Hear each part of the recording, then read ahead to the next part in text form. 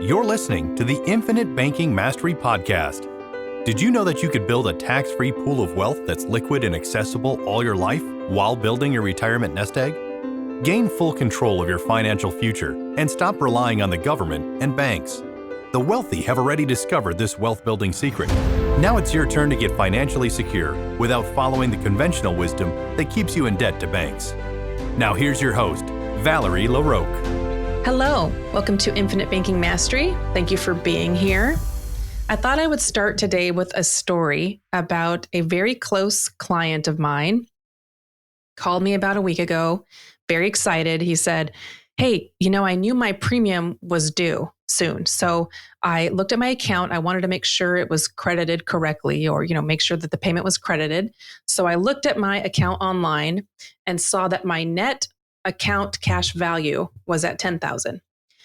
Then I called in and paid my premium of $3,000. And then a few days later, I watched as my account value went up to $15,000. Like I made $2,000. He was so excited just watching his account go up by $2,000 more than the premium payment amount he had just sent in. And I said, yes, that's exactly what I've been trying to share, teach, what I've been trying to help you understand that will happen as the years go by. This exciting thing that happens as you make your premium payments, your cash value will go up by more and more and more than the amount that you just paid in. It gets better every year. That's why the policy gets better with age. And so now he's starting to recognize that. He could see it plainly and clearly, and it was very exciting for both of us. So I thought that would be a fun story to share and start off with. Now, the title of this podcast, Do What Rich People Do. Why did I call it that?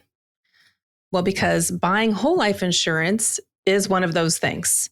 So I thought that that would be a perfect name for this podcast, just talking about some of the things that these wealthy people do. So for example, many famous entrepreneurs have borrowed against their whole life policies, the cash value in their whole life policies, to either start their business, grow their business, or save their business. I have some examples, a few different examples of that. So we have Walt Disney back in 1953. He borrowed against his whole life policy because no banker would lend to him to start Disneyland or his whole plan with Disney. No banker trusted him and wanted to lend money. So thankfully for him, he had already built up cash values inside of his whole life policy. So he was able to borrow against those to begin Disneyland. I'm sure we're all grateful for that. I love Disneyland. We went to Disney World just about a year ago. The kids, we had a great time. I'm so glad that Walt Disney was able to open his dream. Another example, we have JCPenney. In the 1929 stock market crash, JCPenney borrowed against his whole life policies to meet the company payroll so that he could keep his company going and they didn't go under. Pampered Chef, that was Doris Christopher, and she launched her company back in 1980 with a $3,000 life insurance loan. She launched her company and ended up selling to Warren Buffett for an amount we don't totally know. Sounds like it was around, or reportedly, about $900 million. So huge win for her and Pampered Chef. I actually love Pampered Chef. I think they have a lot of great products. And then another company would be something everybody knows, McDonald's. Ray Kroc, he accessed his whole life to pay key employees and also to fund and begin his branding campaign, Ronald McDonald. So he was able to launch that and really run with that, the Ronald McDonald, and be able to pay and keep his business going so that he could really create an empire. And so also Foster Farms, they also have used their life insurance policy loans. So I'm sure many of you have heard Tony Robbins. I'm sure many of you have heard of Tony Robbins. He wrote a book called Money, Master the Game. And there's a chapter in that book called Secrets of the Ultra Wealthy that you can use too. And in that book, he calls the strategy that I am passionate about teaching, that this whole podcast is called Infinite Banking. He calls this strategy the rich man's Roth.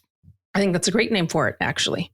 And so he says, and I'm going to quote, "Believe it or not, the ultra wealthy do indeed buy astronomical amounts of life insurance. But it's not the billionaires who buy the most. The biggest buyers are banks and large corporations, from Walmart to Wells Fargo.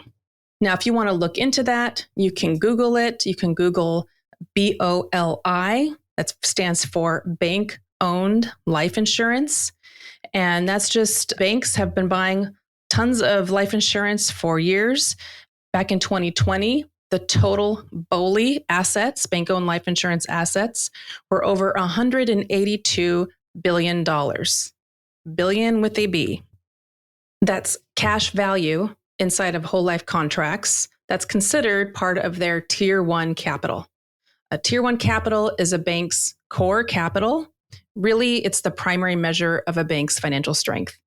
There are many banks that a sizable portion of their Tier 1 capital is the cash value in their permanent life insurance contracts. So now in the book, Tony Robbins, he's calling this strategy private placement life insurance. And then he says that the New York Times has called it the secret of the affluent. Now, there are many agents and advisors out there and marketing, all sorts of marketing going on, that people calling it different things. There's all sorts of different names for infinite banking. Some are calling it banking with life, bank on yourself. Here we have private placement life insurance. There are a lot of different ways that people are calling this just for their own marketing. They're just naming it something different. But originally, it was created and the name was put out there by Nelson Nash, who wrote Becoming Your Own Banker. And he called it the infinite banking concept. And so any other form of that really stems from Nelson Nash and what he first wrote about to teach the masses about this strategy.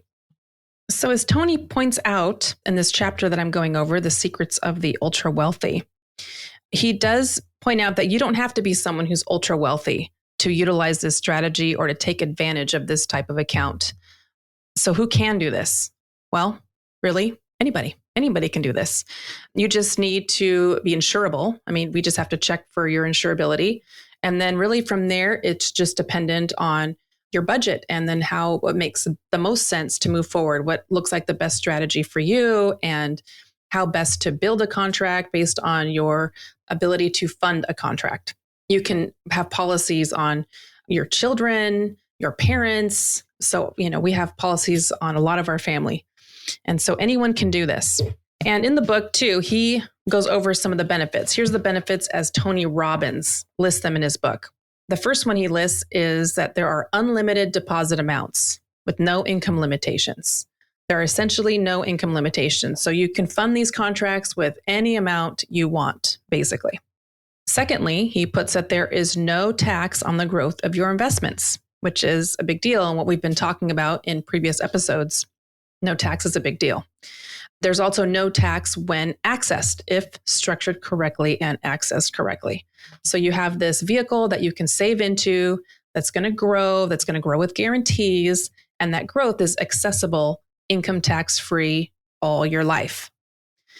And then the fourth point he makes is that any money left over for your heirs cannot be taxed. So your beneficiaries will eventually receive the death benefit income tax-free. In his book, The Wall Street Journal said, or he put this excerpt from the Wall Street Journal in his book that says, because the investments are held within an insurance wrapper, gains inside the policy are shielded from income tax, as is the payout upon death. What's more, policyholders may be able to access their money during their lifetimes by withdrawing or borrowing funds. So there's the Wall Street Journal, their way of saying the same thing that I just went over. And so there you have it. Things that the rich do, and backed up by the well-known Tony Robbins and the Wall Street Journal. So I want to thank you for listening in today. As always, if you're interested in learning how this strategy could work for you or help your family, how you might be able to fund something like this, please reach out, get on my calendar. We can set up an appointment for a consultation.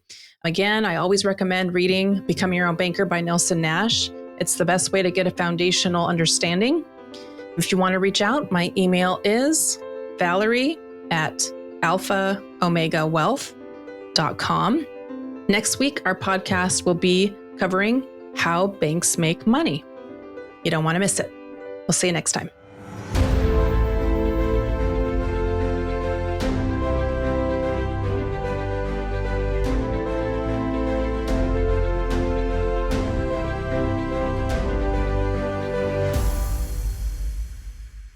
This is the podcastfactory.com.